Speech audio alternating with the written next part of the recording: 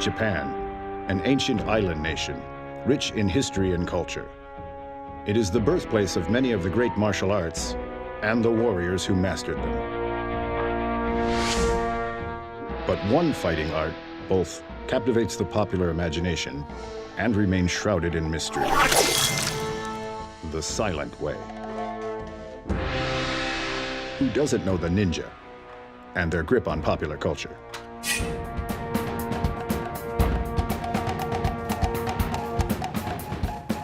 Ninjas are always a good topic, though, because the ninjas, no matter what, are still cool.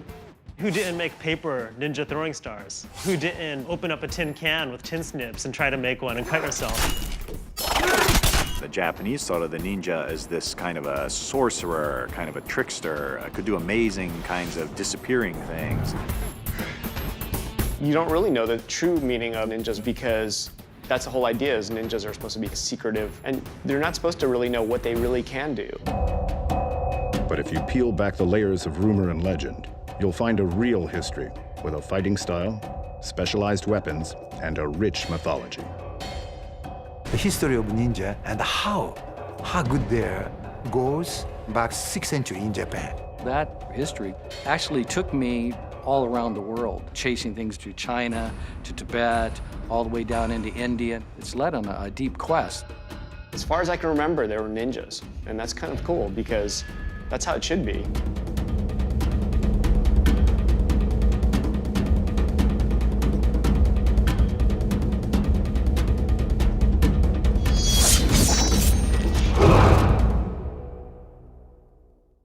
Sometimes friends of mine in other martial arts they'll ask me, they say, why were you attracted to something like this that was a bunch of assassins, hired killers?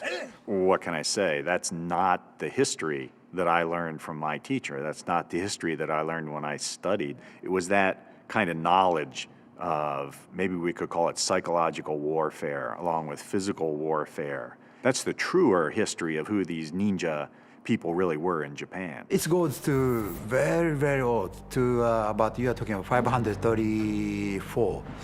Mr. Ozunu, he's an ancestor of the ninjutsu. It's called, Shugenja. It's a mountain priest.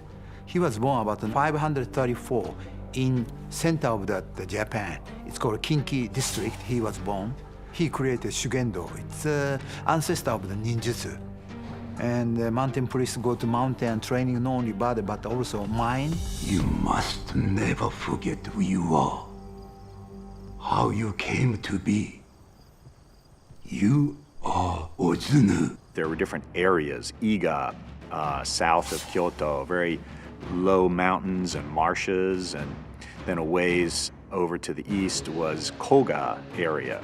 And some historians have suggested as many as 70 to 80 different ninja family organizations that existed in there.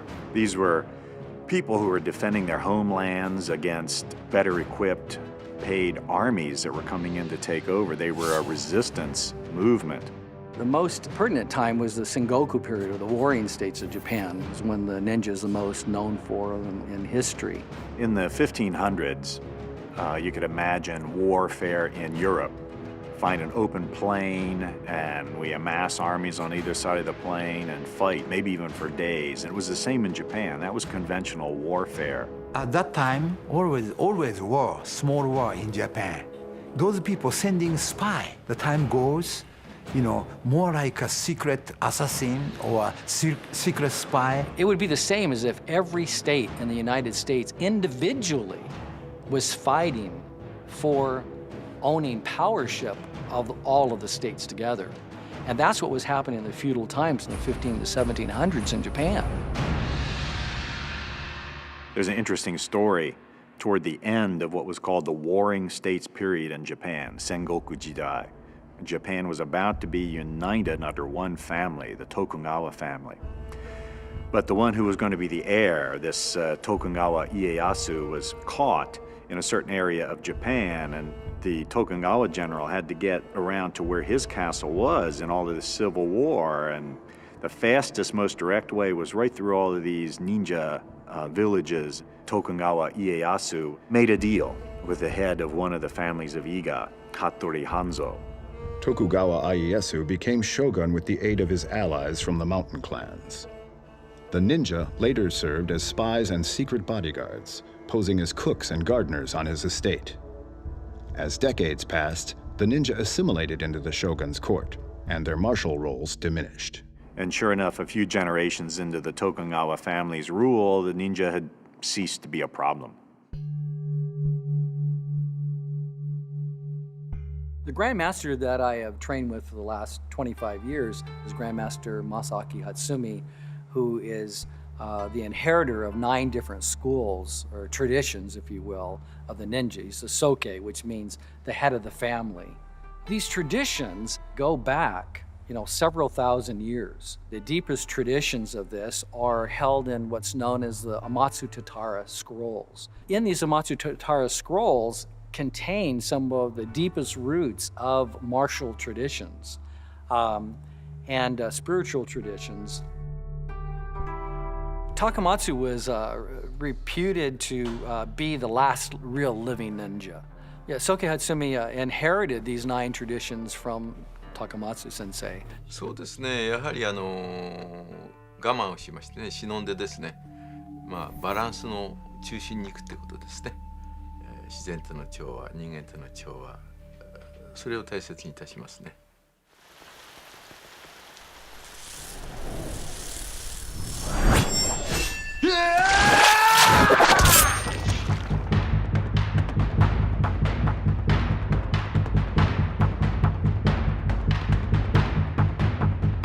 The ninja use different weapons, blowgun, throwing star, it's called shuriken, and also like bow and arrow, and some explosion, and poison stuff too, caltrops too, so many weapons. Some of the skills that kind of ninja would have to have is, of course, they would have to be, in great physical shape, really great body condition and have good mental clarity and mental focus. They would have to have great skills in hand-to-hand type combat that were non-conventional to those of a samurai.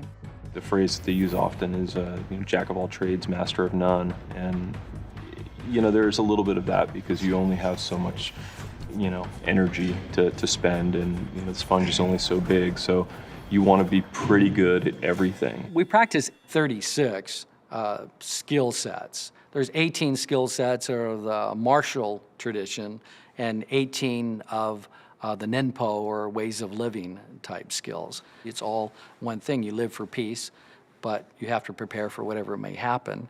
忍者の感覚を大切にするわけですね。その予知するとか、何かのその事故がある前にそれを感じ取るとかですね。そういうことを自然にですね、計算しなくてできるようなその感覚を忍術の武道を通してですね、養っていくとそれが自然にそういう瞬間に出てくるわけですね。それを大切にするわけです。They had to have more flowing kind of techniques, especially if you're coming from places of underneath a bush or jumping out of a tree or climbing up a wall. A samurai, in a whole, outfit of everything, with a sword, everything was more, straight, and the cutting styles. Flexibility is the key. In every context in life, whoever has the most flexibility is the one that's going to win. Sometimes when people see us in action doing the historical ninja-type combat method, people will say, it doesn't look very Japanese. Now, I know what they're talking about, but I always like to ask, what do you mean not Japanese? Well, we're used to such precision and such alignment of the bones and so forth that we see in traditional Japanese kendo, sword fighting, or even in something like karate. You watch any two cats, the form is no form, right? And anytime you have form, that form can be beat. The difference is that the ninja were, generally speaking, information gatherers. So if you're an information gatherer, a spy, whatever you want to call it, your objective is to get out of there and not be caught. So escape was most important. On the other hand, if you're a battlefield fighter, your job is to take out as many of the opposition as you can. So in one case, if I'm on the battlefield, I'm very direct, very direct. I'm going after people. I want to cut down the other army. So therefore, very direct, very powerful techniques, certain kind of armor on. The ninja, on the other hand, the idea was, how do I get away from a choking hold? If someone's coming at me with a sword and I don't have a sword, how do I disappear? And so therefore, the body dynamics, as well as the thought process and the techniques themselves, end up looking very different. 必要な武器はないんですよ。何でも武器になるんですね。クッキー一つでも武器になるわけですね。A true ninja would have to be able to utilize anything in any moment. Well, as warriors of the time, the ninja themselves were trained in all the conventional weapons, spear, bow and arrow, sword, and so forth. But more, maybe closer to the identity of the ninja were smaller versions of all of those things. A very short spear, a shorter bladed sword, something that could be climbed with. These were more like tools, utilitarian tools. Primarily what they were, was portrayed as the ninja sword is this total straight edge blade. These blades with the straight edge are actually very difficult to cut with. One of the major myths that needs to be talked about is on swords. While the ninja really used all swords, or any kind of sword they could possibly get. Some of the most exotic and stuff of the weapon were what's called the shuko. They're worn on the hands. They said to be used to block a sword blade or whatever. But also, if I'm actually coming and grappling, where I can grab a hold of somebody, I'm actually grappling into or coming down the side of a face, you can imagine what that's going to do to somebody. They actually could be used for climbing trees when you're doing your stealth. Also, you have things that, like maybe a hidden chain, which is called a kusari fundo. Yeah, you could definitely strike into any target because it's heavy metal on a chain. You could grapple against a sword. You could strike or hit anybody with it, in different hits or into the face, or take and wrap it around anything, choke somebody out. This could come up behind somebody.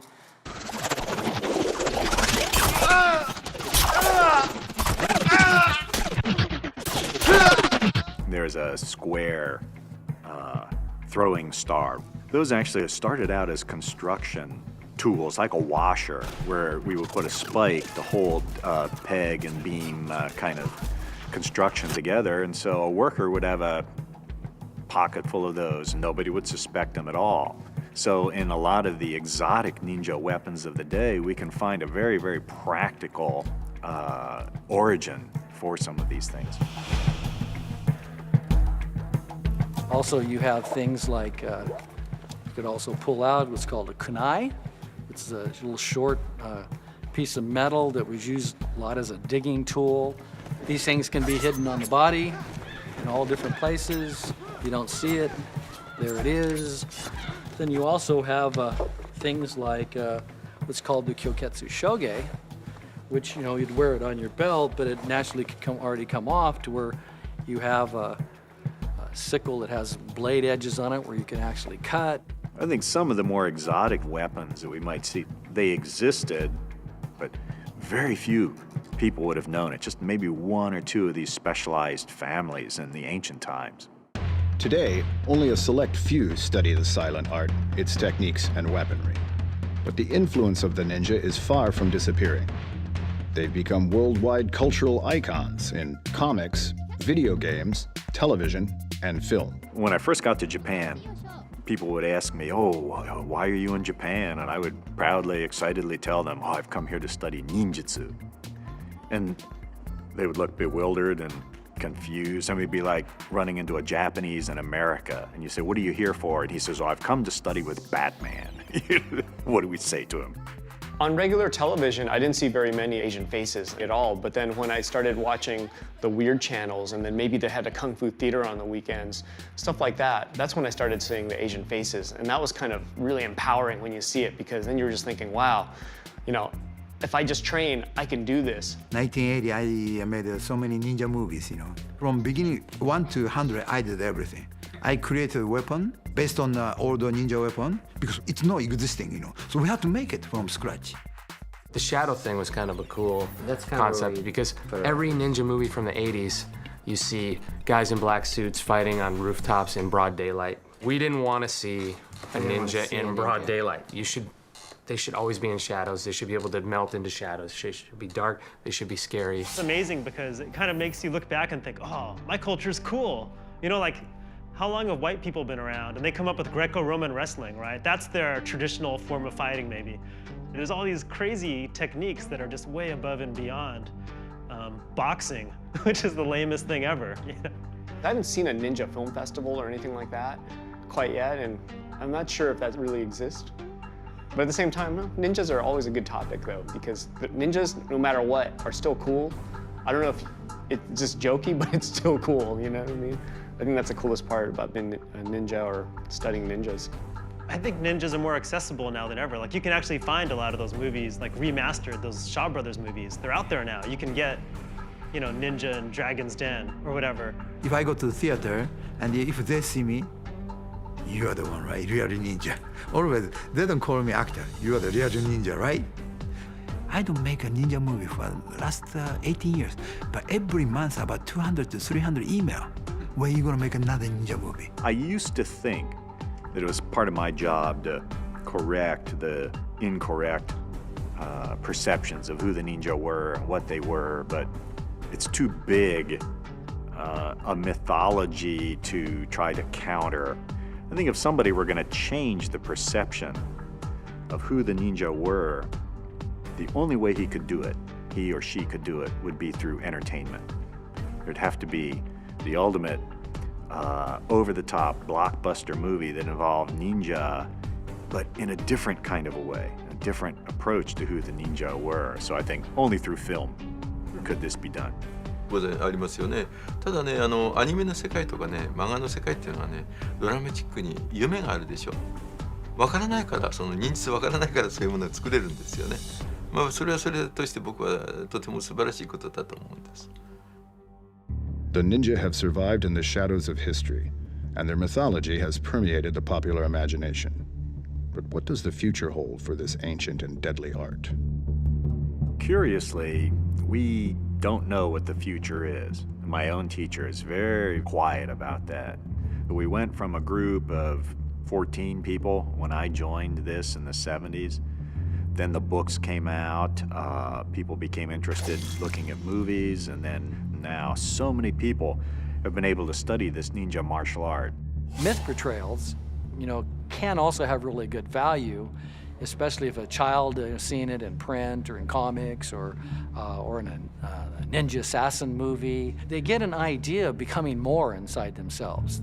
本質的にですね、忍術はその表面に出ないもんですから、まあそういう表面に出てない忍者の方がですね、僕は本当の忍者じゃないかと思っております。映画の世界、あるいはその小説の世界、そういう世界にね、捉われてますね。それと全然逆であるということですね。